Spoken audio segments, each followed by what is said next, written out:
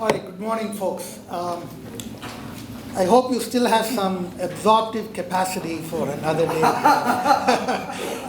Today is the panel, which I like to have like we did yesterday. I will start with a couple of questions from a very distinguished panel here. You met all of them. Raj and PK are editors of journals. And Angela is on many editorial boards. She was the chair of the ACR and so on. And I've been area editor and so on for many journals. So together we have, and Vitala of course. So together we have many different vantage points about publications, especially in top US journals, and what they look for, how to succeed, things like that. And to motivate the issue, I'm going to start with one question for the panel. To think of the very first research paper they published in a top journal, and to sort of tell us what was the genesis of that idea and how did they get it through the review process. Maybe they had a lot of good mentors, they had a good support system, whatever it is they're going to share with you. And then I'll have a couple of follow-up questions. And then we'll open it up to all of you. And if you all run out of questions, I have a lot more questions for them. So I hope I don't have to ask the questions, and you will do that. So I'm going to pass it on to Raj first, and then it'll go down. Okay, good morning. So Arvind gave it to me first because, let me preface this talk that I'm going to give, a brief talk that I'm going to give, with I'm not probably the best person because I've had many more rejects than acceptances, and probably everybody else will vouch for it. So I've been a Ghazni Muhammad in some sense, and you have to be a Ghazni Muhammad, go 70 times or whatever to win a publication. But last year at the American Marketing Association Doctoral Consortium, they asked me to speak about publishing with impact. And so I had prepared a presentation at the time, and I told Arvind that I have done that and whether I can use a slide presentation. Then he said, you go first. So that's why I'm here to talk to you first. And at that time, because it was audience in the United States, I framed it as the 10 commandments of publishing in a good journal. So here, being in India, maybe we can say it's the 10 mantras, or 10 commandments of Upadesh. Is that what in the Hindi term, or Sala? I was just Googling it. I don't know. I'm not from. Sorry? You can call it 10 sutras. Sutras, yeah, 10 sutras too. So let me start with very quickly run through those 10 mantras or sutras since I've prepared it. The first is choose an interesting topic. And sometimes it doesn't mean that you have to pore over hundreds of articles and stuff. In fact, if you have too many articles that are already written on it, there is very little that you can find as a gap. So it must be something that you're passionate about, it must be something that you're interested in, or it could be simply serendipity. And Arvind was asking us to refer to the first publication that we did, and this was actually Raju Sethuraman and Dar Management Science 1995 paper on private labels, which went on to win the John Little Award for that year. And so I will trace the history of its development and eventual publication through when I talk about these sutras. But that idea, at least to me, I don't know about others, to me came when I was in a Dominic's grocery store. So I was, and I'm looking at buying bread, and we were poor PhD students running on stipend. I didn't even have a car. The nearest store in Chicago was a Dominic store. And on the one side was Wonder Bread, which is a national brand bread, at $1.09, and on the other side was Dominic store brand bread at 25 cents. So my hand naturally reached for 25 cents Dominic's bread, and I said, which fool would buy a brand, Wonder Bread, at 109, almost 4 times the price. And then later I found out that I was the fool for going to the 25 cent, because nearly 70% of the people bought national brands, 80% of the people bought national brands at 3 times the higher price. And so, but Dominic's had control over marketing and merchandising at the retail outlet of national brands and store brands. So I was saying, why were they foolish to have such wide price differential and so forth?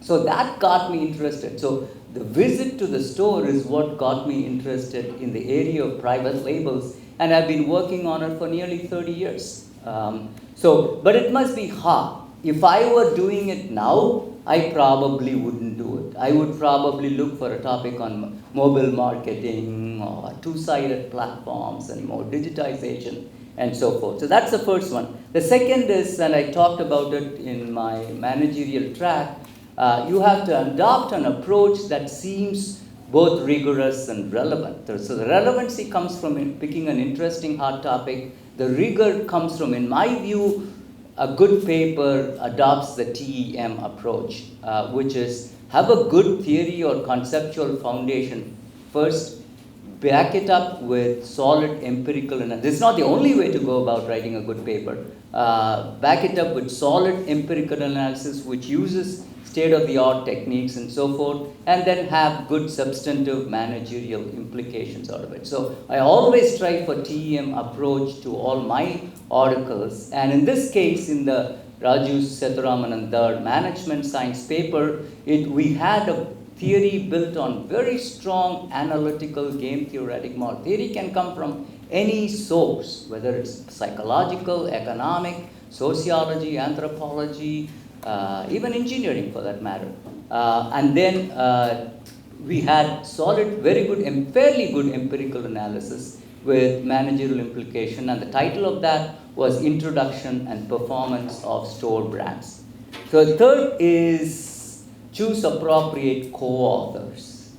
And I was lucky in picking Raju and Dar. I don't know if you know them. Jagmohan Raju is a professor at Wharton School, and Dar is a professor at University of Chicago. So I had sent my paper separately to marketing science and it got rejected. They had sent it to JMR and they got rejected. So both of us actually were sitting in a conference like this. This was a Frank Bass's, I'm talking 30 years ago, Frank Bass thing, and it was standing room only. And it so happened that both Raju and I were sitting, we didn't have seats, and so we were sitting on the steps together. And that's when we started talking about this, and he said, oh yeah, I have the same paper, and then we decided to collaborate, and then the rest is history. We worked for it. So choosing good co-authors, one for reputation and the other for mentoring, especially for youngsters like you. And as I was telling some other people, I've become a sort of a research hitchhiker at my stage of career development, in the sense I look for people who have done good work that I can contribute to, and then I go talk to them. So I'm working on 3 or 4 papers at this stage, but when I was at your stage, I was looking for mentors like this, good people who can collaborate with us. So find good collaborative authors, and it helps in many ways. First, the editor, since I'm an editor now, if I find that there is some name brand professor, like Vitala or someone who has sent the manuscript to us, I would like to see that, if at all possible, it can be published. So, because we also editors care about name brand recognition of the author. So it helps in having a positive attitude of the editor towards the thing. It helps you in developing the paper, especially the positioning part. I've found that Indian authors, I've been working with some, are very good in literature review, very good in data collection, fairly good in empirical analysis. They have to be taught about state of the art, but they're very poor in writing the front end and the back end, the positioning and the summary of it. So the mentors or the senior professors can help in that regard. And the last one, post publication, if it is from a senior author, it gets cited a lot more than if it's just one of us.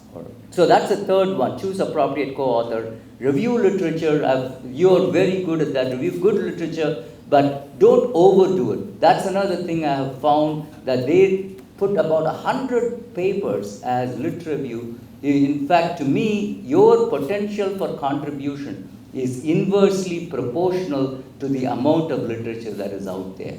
So make it succinct, only think about what gaps that are there and look for those gaps where you can contribute. The fifth one is find a good title and appropriate positioning. This may seem mundane, but there are people like Don Layman, who is a very senior author. He says, keep the title as simple and generic as possible. So the two viewpoints of it.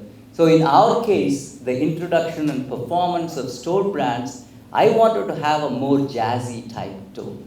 When should store brands be introduced, or to introduce or not to introduce store brands and stuff. And during the process, they said, no, you are the first person to write this paper.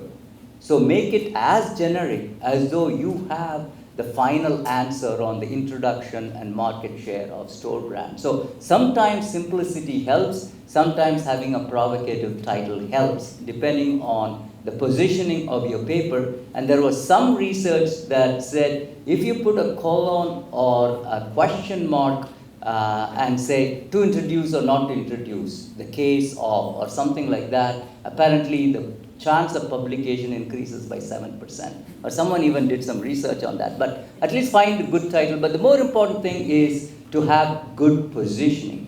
And I worked, talking about co-authors, there was a person called Gerard Tellis. He's a master positioner. He's the best positioning. You give him any junk, he will somehow find a way to wrap it up in a nice way. So his first 3, 4, 5 pages is just literally, hitting you with, oh my God, this is what they are doing. So positioning is very important. The sixth one is write clearly.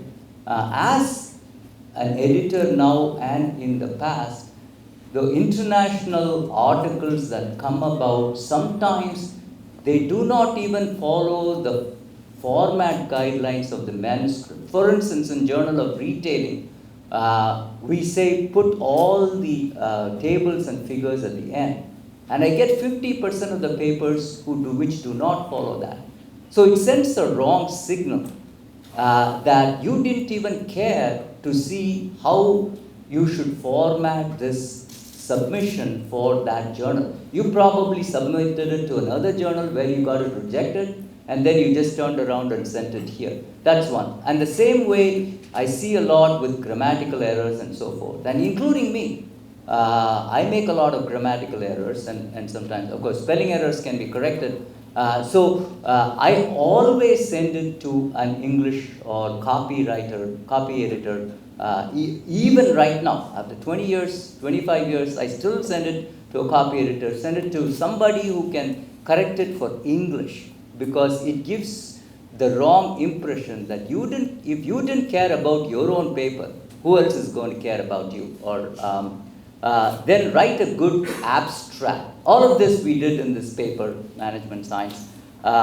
Sometimes, in fact, another paper that Professor Deepak Jain was referring to on consumer search process that I wrote with him in Journal of Consumer Psychology, that was the first paper in the first edition of JCP, Journal of Consumer Psychology.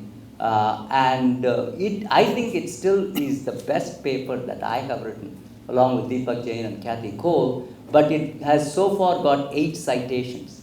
And the reason Deepak said was we really messed up on the abstract. We didn't make the abstract strong enough or exciting enough. And so sometimes as editors and as reviewers, they look at the abstract to see if it all makes sense and if it's something worthy of publishing. So take care to write the front end and the abstract as well as possible. And sometimes even those who refer your paper after publication, all they've read is your abstract, if you're lucky. Sometimes they've never even read your paper. They have seen that your paper is referenced somewhere else and simply add it along. So it's very important to write a good abstract. Then get feedback from colleagues before you send it. Present it at conferences like this, send it to your colleagues, create a social network, create an academic network where you can send to your friends and they will send to you and then give you feedback, in 2 or 3 months or something. And you do that before. Don't send it simultaneously to the journal and to your colleagues. Send it before and try to get as much feedback.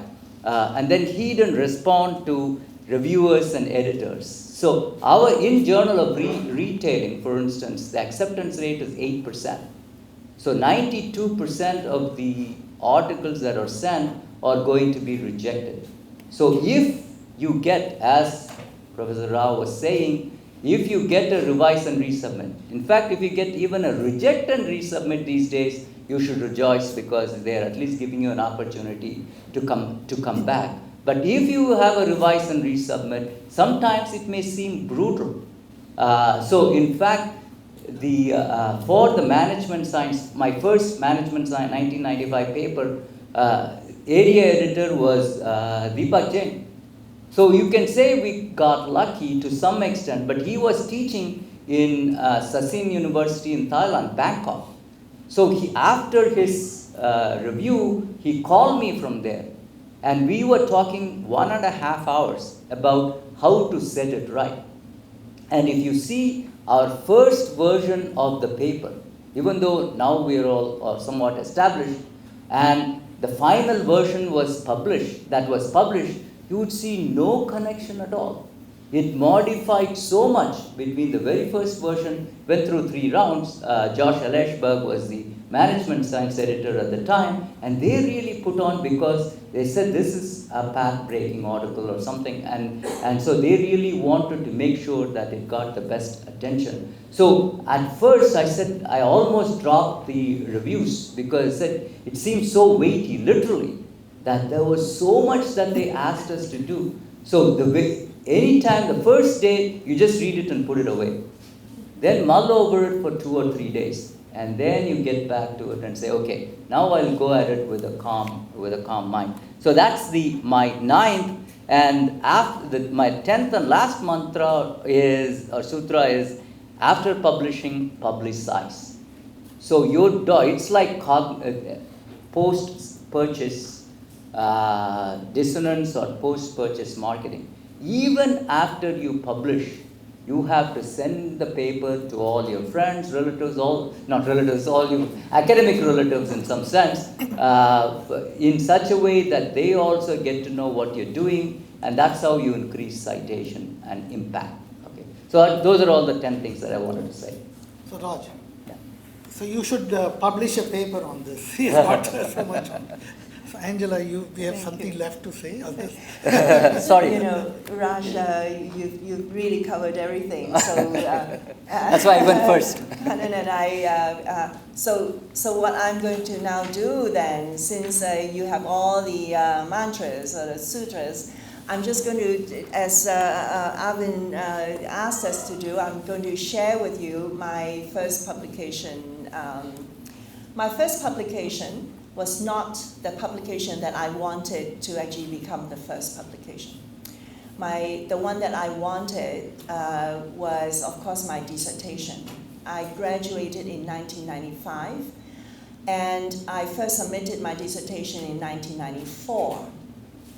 I wish I could tell you about that paper. That paper landed me a job at Northwestern, but it did not get published until 2002. So it took a long time. And so there is some lesson to be learned there. Then the first paper that I published was in a psychology journal, in the Journal of Personality and Social Psychology, JPSP.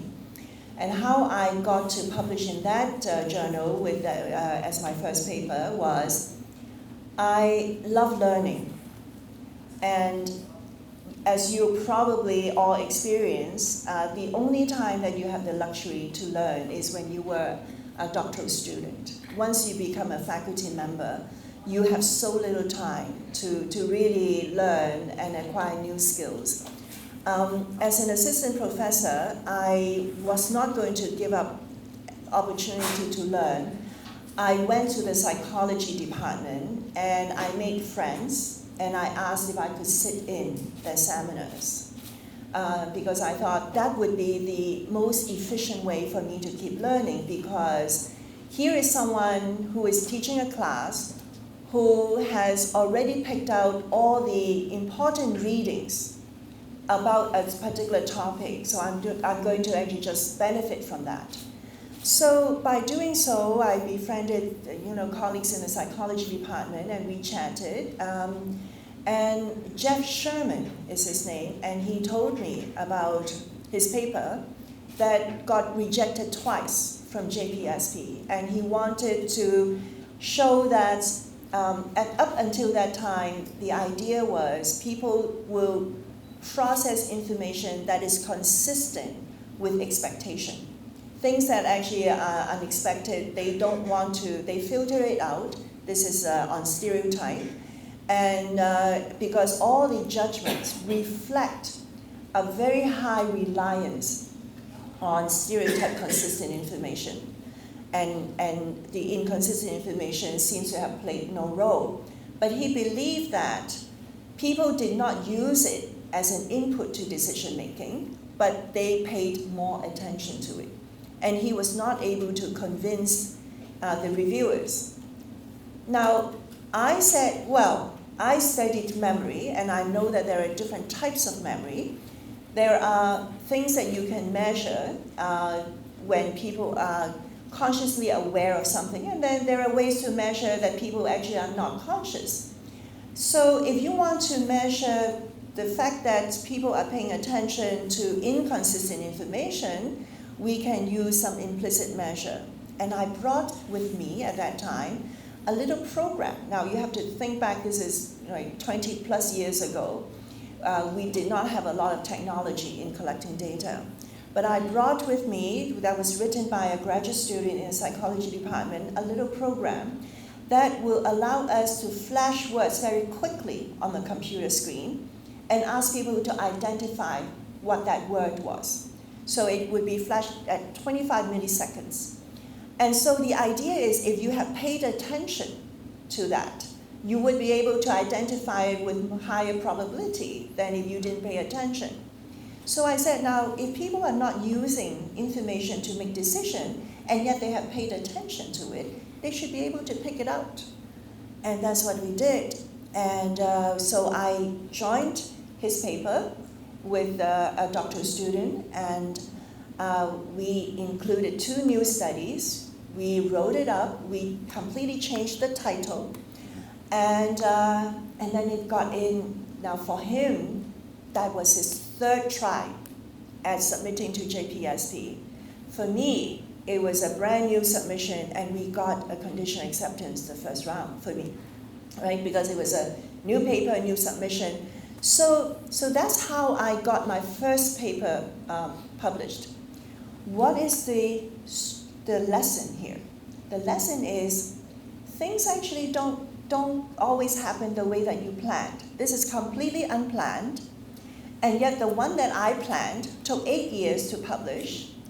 So that means your training in terms of how you do research is more important than anything else, because you never know when it is going to come in handy to allow you to take advantage of the opportunity.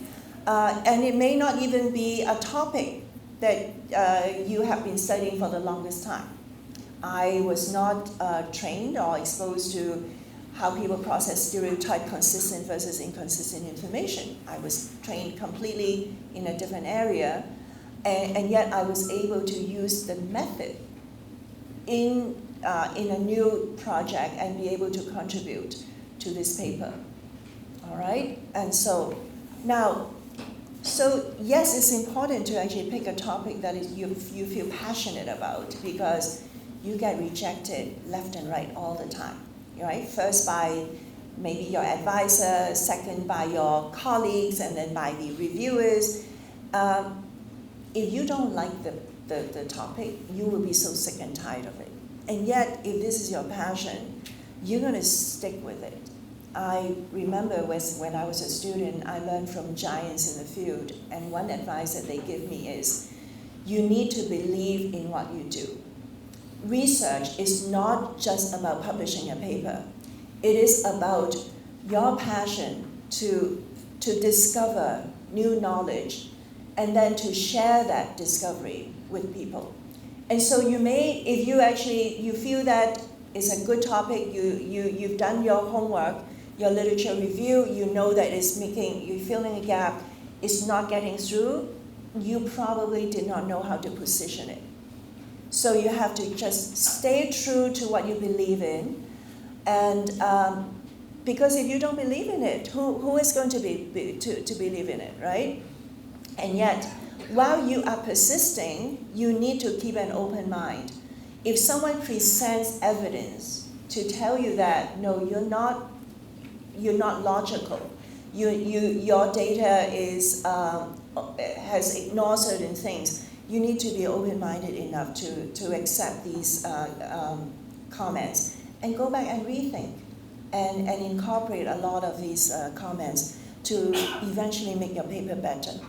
All right? So because it is not just getting a paper published, you have to stand behind that paper because that paper has your name on it. And it will still be read after we are all gone.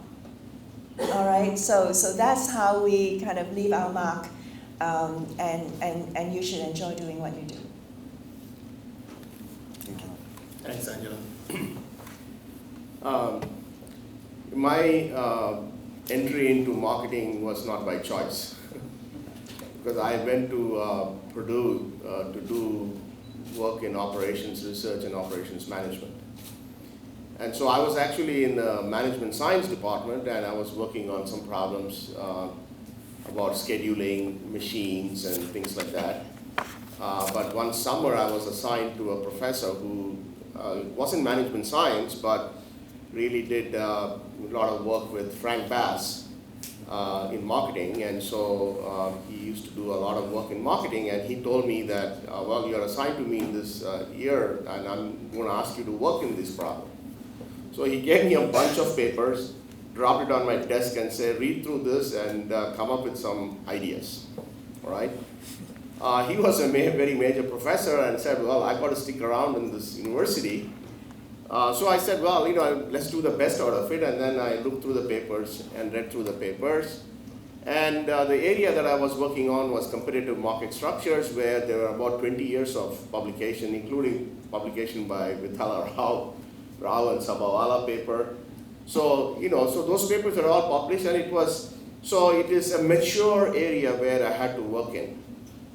So, but one thing that when you're faced with some challenges, you try to do the best that you can. So what I really did was to understand the literature really well and try to find out where the gaps were, right? So even though there were 20 years of publications in there, new technology was coming, new techniques were coming, and so we said, well, if you have new data and new techniques, how could you really use some of these things to examine the same problem and make additional contribution? And so that's how my dissertation started off.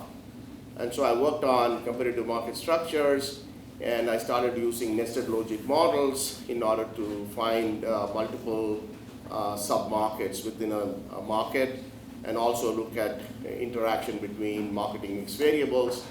And so that was my first paper, and in fact, when I submitted that to marketing science along with my advisor, it had a very positive response. So I went through a couple of rounds of review, and the paper got published.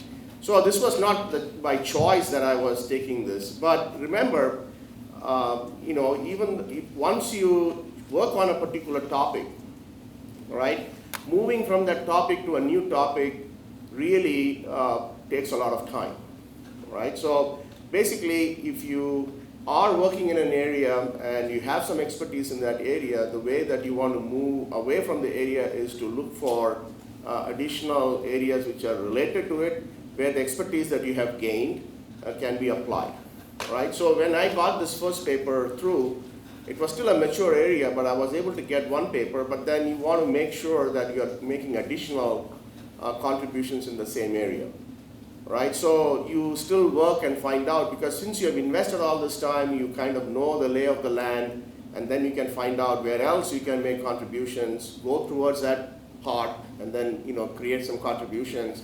So I had a series of papers in the area of competitive market structures in the 90s, which was already about 20 years old, but still I was able to make some contributions in that area. And what it really does is, it establishes you in that area.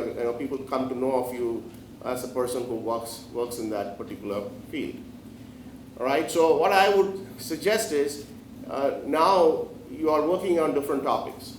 So don't switch around topics because your friend is working on some topic and say, hey, be a part of that, and then you start working on it. Creating numbers in terms of publications is one thing, but getting to be known in a certain area is another thing. And so I would suggest that if you are early in your career trying to publish, establish yourself in some area, and of course, certainly you have the option of choosing the area that you want to work in.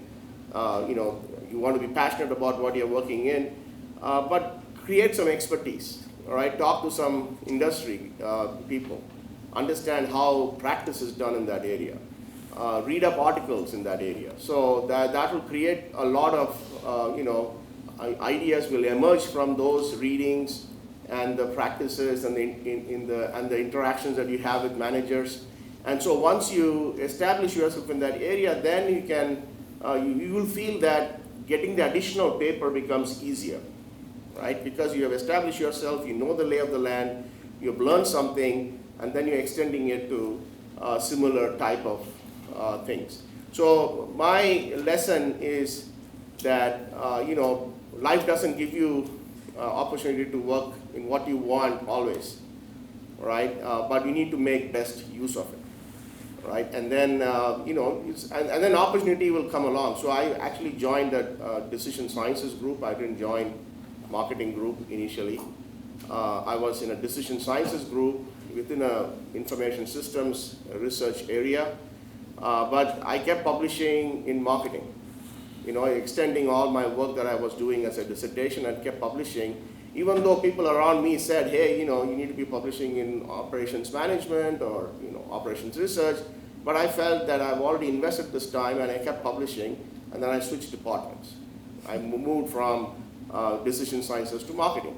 And after that, I've been publishing in marketing. But what I'm saying is, you really won't get chances to work in your area of passion, because certainly sometimes you serendipitous, or because of opportunity available, you start doing something, but then you really need to make the best use of it, right? And that is the lesson that I can tell you from my own experience. So let me open it up to any questions you folks have. As I said, I have a lot more questions, but I think they've already given you a sense of both the opportunities and challenges of publishing in a top journal. So any questions? Anything is okay, for our group. Yeah. My articles so far is one of the things that each of you mentioned, which is positioning it correctly.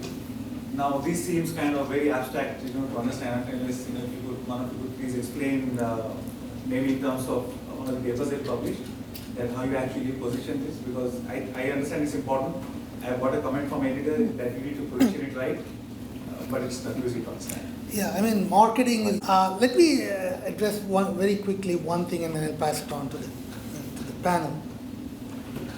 Positioning is a very critical thing. One is to position the paper, and the other is to position yourself, right? And I think PK alluded to that. So if you tell the word Professor Bass, the word that comes to mind is diffusion, okay? That's one kind of positioning. But if you say the word diffusion and the word bass comes up, that's a much higher level of positioning, right? So if you can get to that, of course, that's the best positioning. It just mention of a topic brings your name, okay?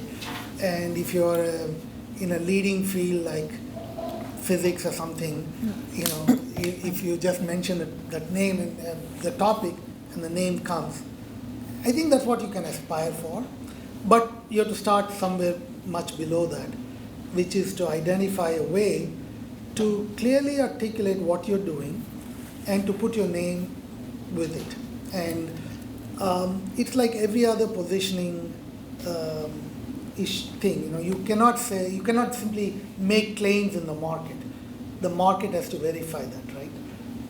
In the natural positioning things we teach. And so you have to, in your when you write your paper, make sure it's clear, but also that it conveys something you truly believe in. Angela mentioned that. It has to somehow carry you in the paper. Yeah. Anybody else wants to say? And then I'll touch base on that. There are many ways to tell a story. And so what you want to do is first rely on the literature to see how other people are telling the story, and then you try it out. So before you write a paper, and this is actually by personal experience, you present it to a friendly audience. It could be your colleagues, it could be the students, to try out, does it make sense to them? And so not only are you testing the positioning, but you're also testing the flow of your arguments.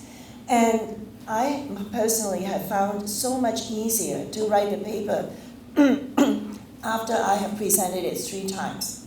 I will have worked out all the kinks, and I know that if something doesn't resonate, that is not a good positioning. So in publishing a paper, clearly you're interested in it, because otherwise you won't be working on it. The key is, are other people interested in it? And so the reviewers and editors, and reviewers and editors are also thinking in terms of the readership. Will other people be interested in it? So what you want to do is think about, well, why should anybody care?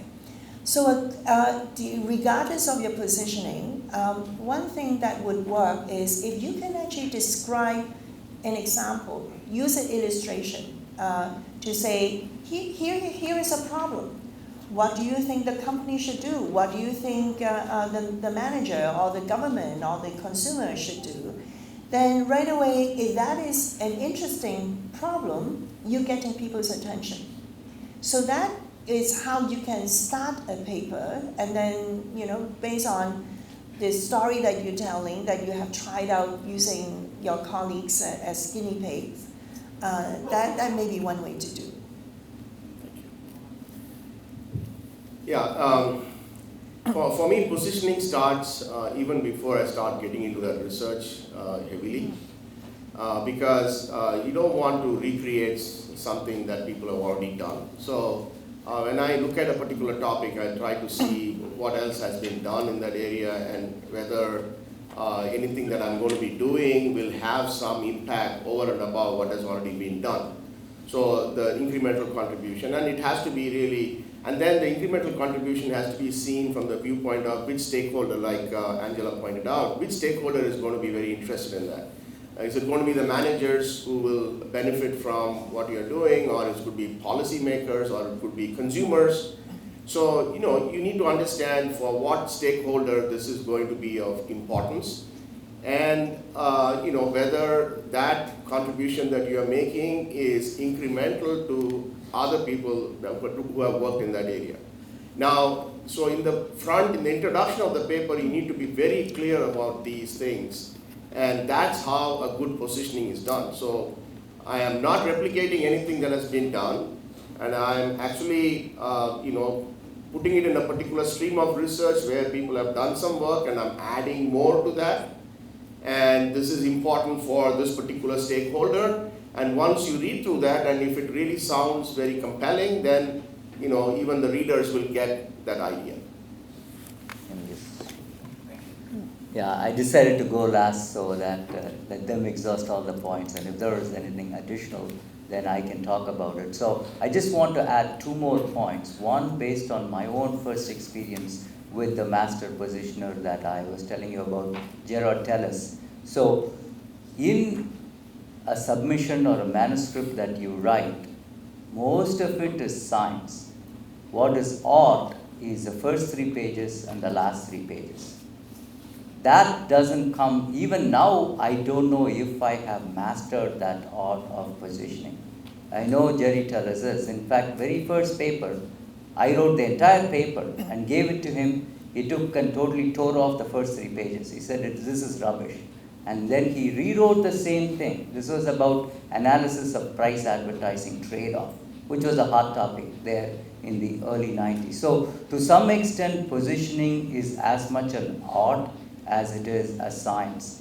The second is, so there are some thumb rules at best for positioning. The first is what Angela talked about, which is, and I say that even in the editorial, in my editorial decisions, that the biggest weakness is you haven't positioned it, which means you haven't told us what substantive problems that it addresses up front. And the best you can do is by raising your own questions related to some stakeholder. So if you're doing some, so there was just an article that I was making decision on yesterday about omni-channel deal-prone consumers. Now that itself is a mouthful. What is an omni-channel deal-prone consumer? But then you have to explain why it is important for the retailer to decide whether some of them are pure online coupon users, some of them are pure offline coupon users, and some of them are joint. So that was the crux of their study. So that's one. Second is you should know how to focus. For instance, in this case, I wasn't sure whether their focus or their key insight was related to deal proneness or omni-channel marketing. It was all fuzzy. So clarity and managerial problems that are being addressed are 2 ways that you can position. It's still an art, and it comes from experience. Thanks, Raj. It seems like I rejected that same paper somewhere else. Oh, okay. Oh, okay. Well, don't tell me now. Yeah, go ahead. So Professor Raj talked about co-authors, and most of us do aspire to have co-authors as leading researchers in US like you. And I'm sure you would be getting such kind of requests through mail. And attend conferences for the last 5 years in Great Lakes Institute of Management. And 2 professors from Chandigarh came and said that they had a good paper on luxury fashion apparel marketing. And I had no clue about luxury fashion apparel marketing, but so I went and sat in on their presentation. I was quite impressed by the data that they had collected and so forth. And we started talking about some method that we can use for empirical analysis. And one thing led to the other, and we were working on it for about 2-3 years. First we sent to JM, and we'll talk about, it was a brutal rejection. Then we sent to marketing letters, it was rejected there too. So eventually we published 2 papers, and one in Journal of Distribution Management, one is International, just last year. Journal of Distribution, something like that. So eventually we got it there, and I was quite impressed by the data and the analysis that they were willing to do. In fact, I was the one who was delaying the process. And I'm working on a similar project with some people in Spain and Italy and so forth. Yeah. Well, I have one collaboration going on right now, and it was not anything initiated by the Indian faculty member, but it was something I initiated. He was presenting something at EMAC, and I'm on the doctoral consortium track there, and he was a student who presented, and I liked what he was presenting, but I also saw that the way he was doing it is not going to get it published in a top journal. And I understood the underlying quality. So I approached him and said, you're working on a very important topic, and if possible, can we collaborate? And he was just a doctoral student. He was very happy to collaborate with me. And I have to say that he has been a delightful person to work with. And so it happens. We do read your emails, but you also have to understand that, probably all of us here have enough projects for the rest of our lives, okay? We are doing enough things, so it has to somehow make sense. And if I'm always trying to recruit people to my research agenda, okay? And that's what all of us will do. And so if you can fit into that research agenda, it will be easier than to try to recruit them to your research agenda, which I think is the way you are looking at it. And I think that would be the way I would characterize it. Any other questions? I think PK was wanted Yeah, to say add something. I mean, that's about right. I do read emails, and like Arvind was saying, I read emails because it comes from an Indian name. I always look at it very carefully. So, because I was a student here, and I have sent emails, like not email at that time, but actually mail sent out, and expected to receive something. And when that came in post, I used to be very excited. But like Arvind pointed out, it's important for you to align with what somebody is doing. So for example, I told you I work in certain areas, I have some expertise in that area. For me to really gain expertise in the area that you have will take more time. So obviously I will not be of much use to you at that particular point, in that topic. But if you're aligned, if your interests are aligned, and I'm working in certain area, and then you also tend to have similar interests, then it is easier for me. And typically my contribution usually comes in the positioning part, because I know the research area that I work in really well, and I'll be able to help you to position the article.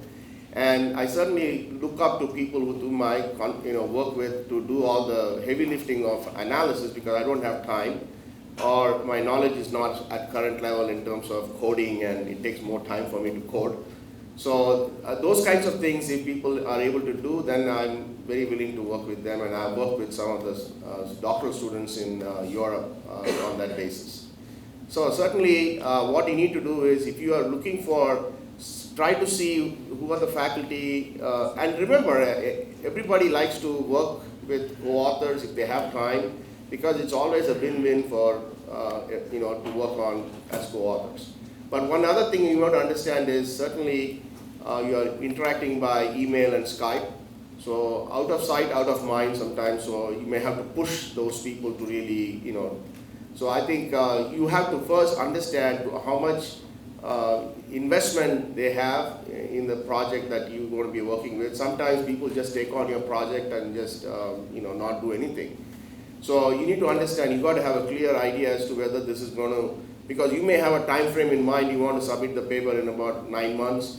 The person you're working with may not have the same, priority. So I think it's always good to meet people at conferences and then try to find out some common interests, and that way you establish some relationship.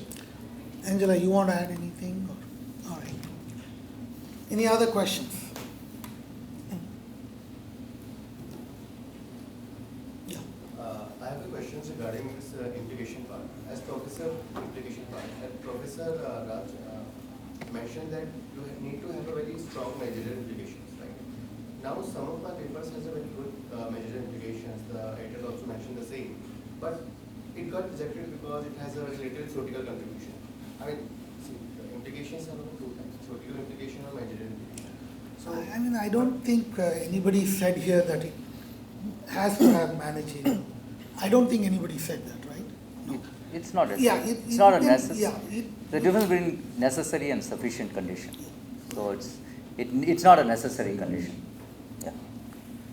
Any other questions? Yeah. Oh, go ahead. No, go ahead. Oh. Any other questions? Okay. If not, So that's the yesterday's part question. which we said we can discuss in the research track. So my question was the academic research produce of India, where does it expertise in and where does it miss the mark as compared to other countries? Yeah, I actually did a lot of work with the Ministry of HRD here for 4 or 5 years, and we looked at a lot of data of this type, not just for business schools, but across all of India's various institutions. And I have to say that most of the people are smart, but the output from India is very low. Even compared to China, and the numbers of orders of magnitude lower than China. And it's mainly because of this that Professor Vitala Rao and I, through NASMEI, and many other ways we are engaging, is to bring some of the world-class thinking, and you saw that in the last 2 days, into the mix here, so that you have the capabilities and the background. Maybe you don't have the context and the experience to go into the world markets. My own feeling here is that India has to aim to be world class in everything it does, because it's a major power, and you cannot say, oh, I'm just going to work on Indian problems or Indian issues or produce only for Indian market. You have to think from the ground up to compete in global markets, and in research it's the same thing. And my sense is that the raw talent is there, but there are a lot of systemic failures. There's a lot of politicization of educational systems. There's lack of ranking, accreditation, and so on that are done. Some of that the government is trying to fix, but a lot of those things also have to change. It's not just you as individuals who can succeed. You have to have the environment, the support, the time, the resources, so many other things that you need to succeed. So that's my broad thinking on that. Anyone wants to add to that? Now this is pure speculation and I have no data. When thinking about comparing between China and India, why is China producing so much more compared to Indian faculty? And I think many scholars trained in the US who are of Chinese origin, there are more Chinese scholars trained in the US willing to go back to China and serve as faculty there, possibly. And that, because I actually really have seen a big difference just in the last 10 years. I remember I was invited to a Chinese conference to keynote 10 years ago.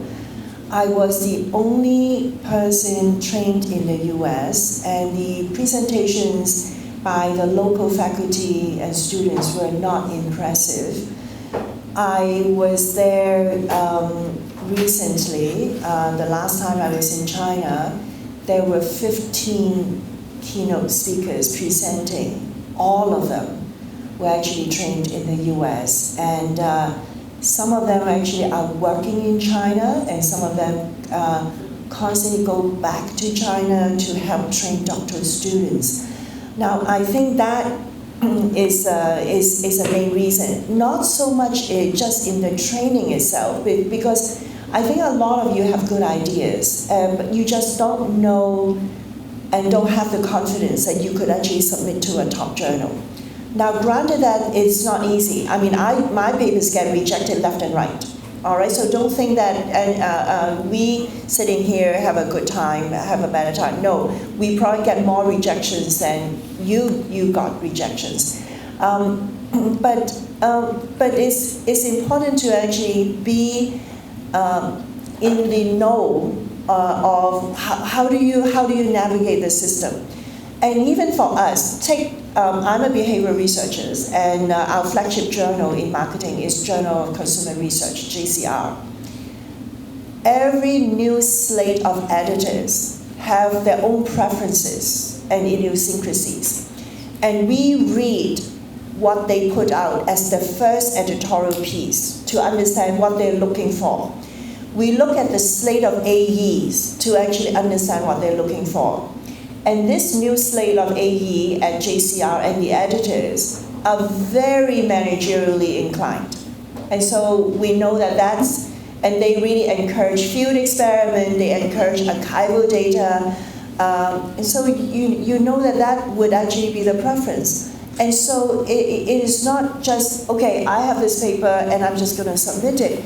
You kind of look at, you think, who is going to review this paper and what biases do they have, what preferences do they have?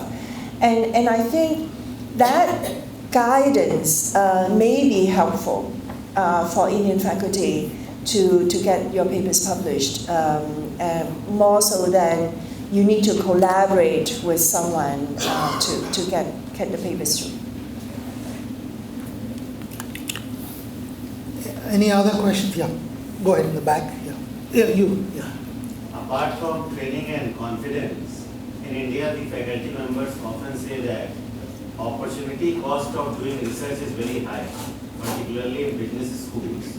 We can earn much more money by doing consultancy and other things. So how this opportunity cost assessment is, opportunity cost of doing research assessment is done in US, and whether there will be any global differences. For example, Europeans will be seeing it in different manners, because 30-40 years before, Europeans were at the same stage where we are in terms of publishing in American journals.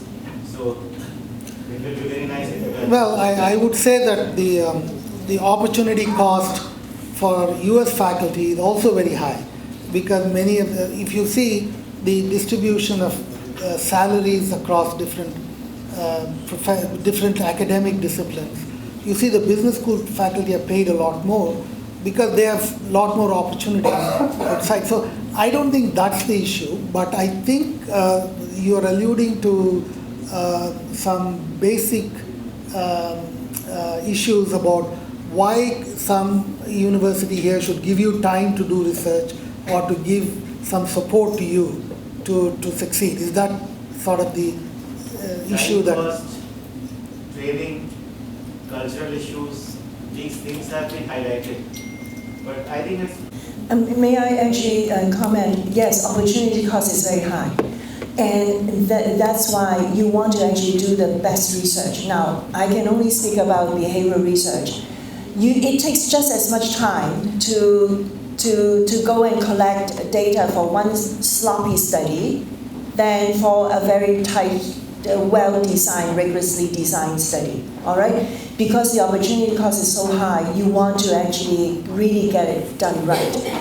Now, there are strategies. A lot of the top journals will have different sections. Some top journals have sections that they actually have very short papers. That means they don't expect you to actually run 6, 7, 8, 9 studies. If you have solid 2 studies, 3 studies, you write it up succinctly, you can actually send it in. All right? So this is how you can actually think about opportunity cost is very high. How do you maximize? How do you, within your own institution, create this little network of people of like-minded who are researchers to get the culture going?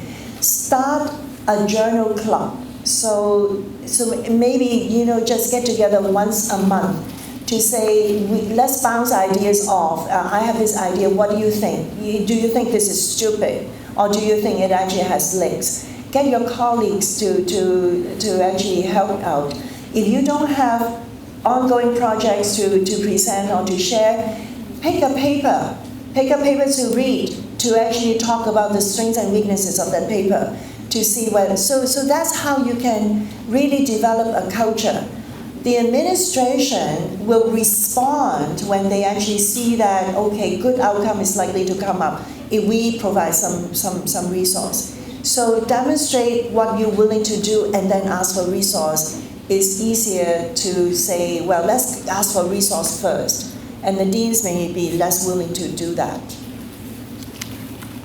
The one other thing that's going on in India, especially because of the rise of a lot of different business schools, is the fight for ranks. And I think research can really play a differentiator. And I think even if currently there is not much of an emphasis on research, it is going to become more important, because every school wants to differentiate itself from others. They want to rise up in rank, and soon enough, faculty productivity and the publishing in top journals will really be the key differentiator. Now, U.S. schools went through that, and and ranking based on research productivity has become a big, one of the metrics that they use in the U.S. to see how good a school is. And certainly, I can see that productivity and publishing in top journals becoming important. And from your own career viewpoint, if you start investing in research and start publishing in top journals, you will be in more demand, and that can actually be a good way of showing the value of yourself to the education community here, because people will go after, and that's exactly happens in the US. People who are very productive will get offers, and they will try to move the people away from wherever they are to a new school. And I think soon enough that will become a currency, and I think the investment that you are making in that currency right now will pay off in big ways. I'll just add one quick thing to that. I mean, research is not a luxury, because ultimately you got to be training your students for tomorrow's world, not yesterday's.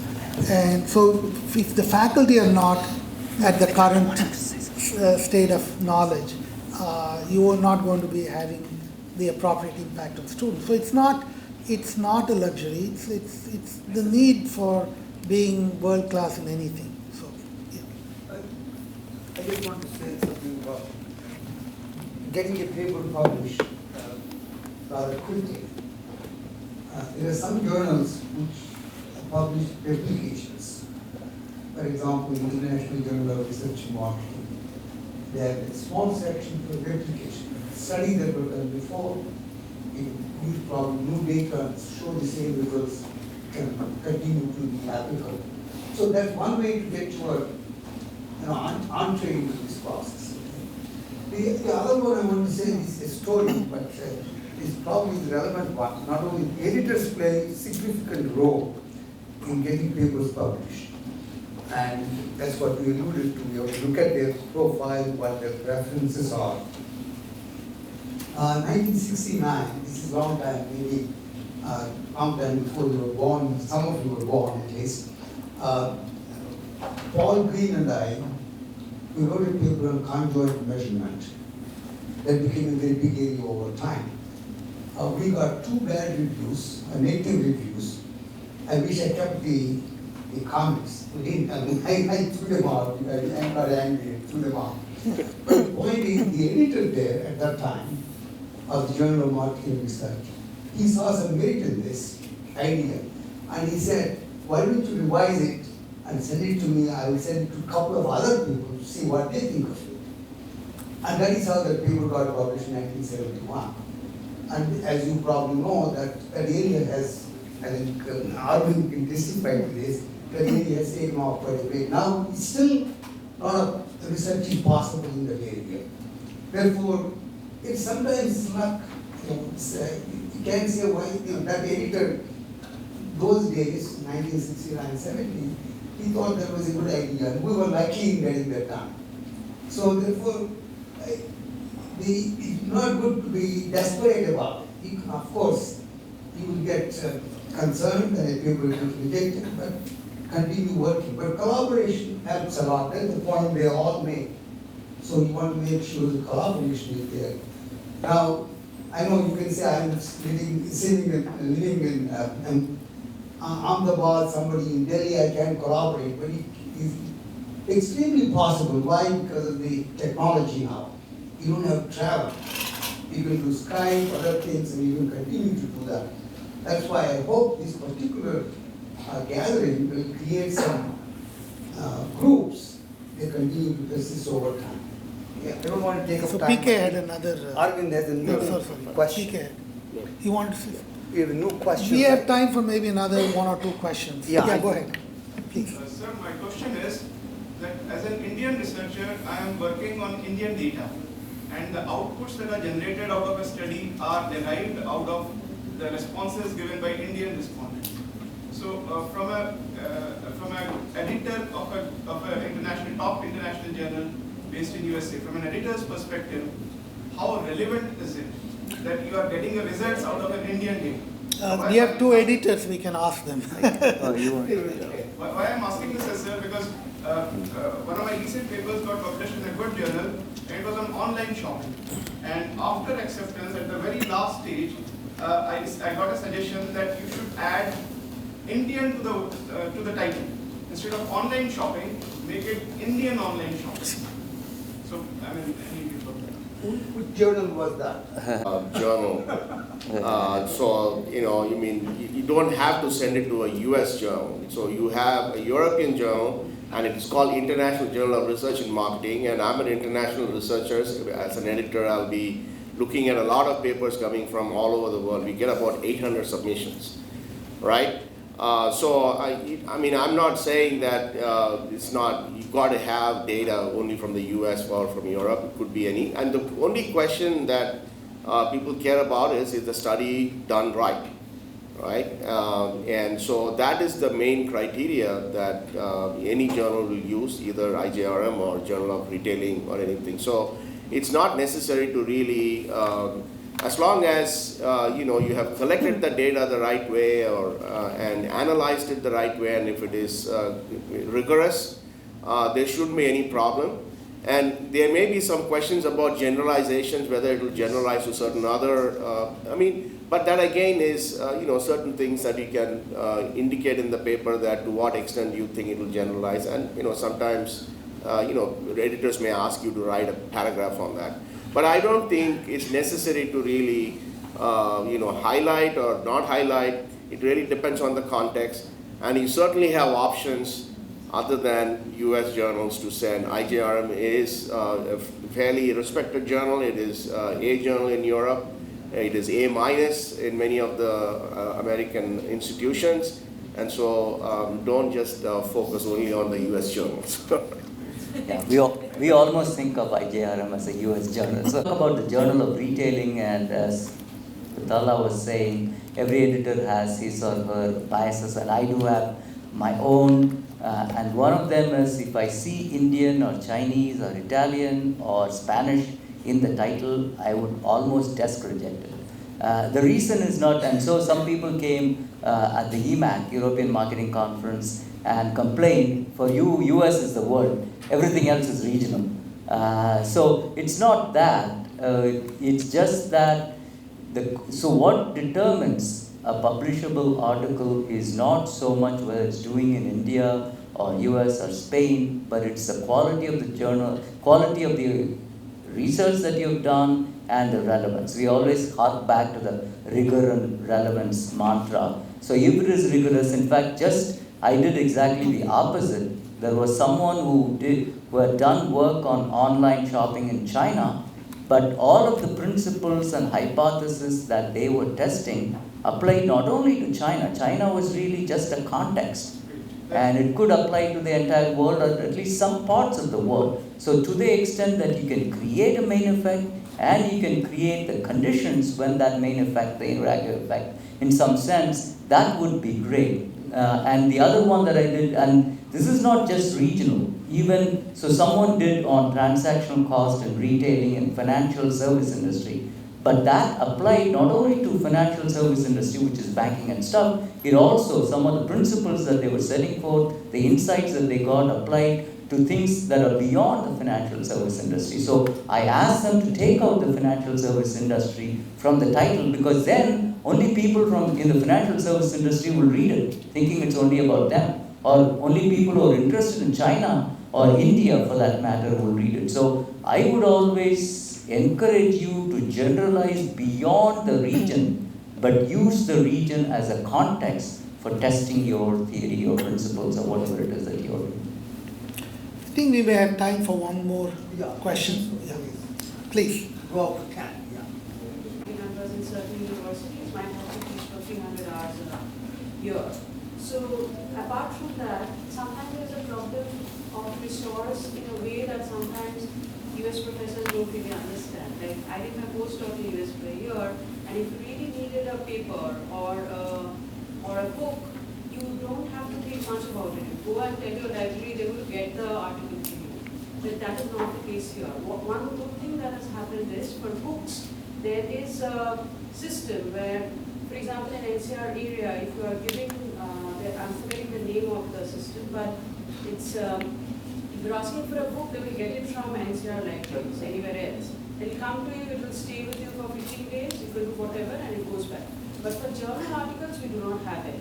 So I don't know how to do it. I know there are copyright issues, and if something can be done about it, where there might be that paper in Lucknow or in MPI, while I don't have access to it, or something might be there with me which others don't have access to it. If it is possible to collaborate in such a way, so I would appeal to you to think of some way in which that can be done. A. B. My question is, like the CV track, we are mainly learning from experimentation, and for many of us, we have not done experiments earlier, and we need some software to do it. And the software, obviously, if in my school there is only one person who is interested in trying out experiment for the first time, I cannot get the administrator to agree to it, to give me and buy that thing. It's not possible. So again on that, if some kind of collaboration is possible, where somebody gets it, or an association gets it, and if I have membership of it, I can get it too. So something like that. Yeah, I'll pass it on to the panel, but the research paper should not be an issue because you can write directly to the authors, and most often they could send it to you. One thing that you can do, there is a network called ResearchGate. Yeah. Right? I am on it, and whenever people ask me for my papers, I privately send them my papers. So I think a lot of people are responsive. Certainly you can use that as a way of getting working papers also, which is actually better than just getting the published papers.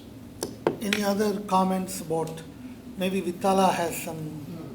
As a researcher with limited resource, we have to be creative. The software that we now use, many of us use to collect data, only happened in the last 10, 15 years. In fact, so you may have heard about Qualtrics. I was the first client. Okay, so prior to Qualtrics, what did we do? Paper and pencil. I would walk around and to the library, to wherever, even as an assistant professor. As a student, of course, that's what you want to do. So don't let these things kind of constrain you. You just have to be creative and say, okay, I don't have access to that. What can I do? Because collaborating I'm a control freak. I can't have my co-author saying, well, it's going to be housed in my account and you don't have access. So if you don't have access to that, it's actually not useful, right? Because you really want to know what is going on. So think about, in the meantime, before you can find the software or the collaborators, just do it the old-fashioned way, paper and pencil. And then you have someone to help you code it. Okay, so. We talk about NASMEI, whether it can play a role in this. That's what we are trying to do at NASMEI, and Vitala is the president, and we are trying to bring more points of engagement between Indian faculty and faculty in the US, and we are trying to also create opportunities where when people from US are visiting India, they can let that be known through this interface, and maybe they can give a talk at your institutions and build connections. So through connections can come other resources. My own feeling on research is the most important ingredient for research is time. That we are not like science or engineering research where we need a lot of equipment and money and support. What we need is time, and that's something your institutions can take a more active role in providing you, right? If they choose to. I'm not saying they are, but they could.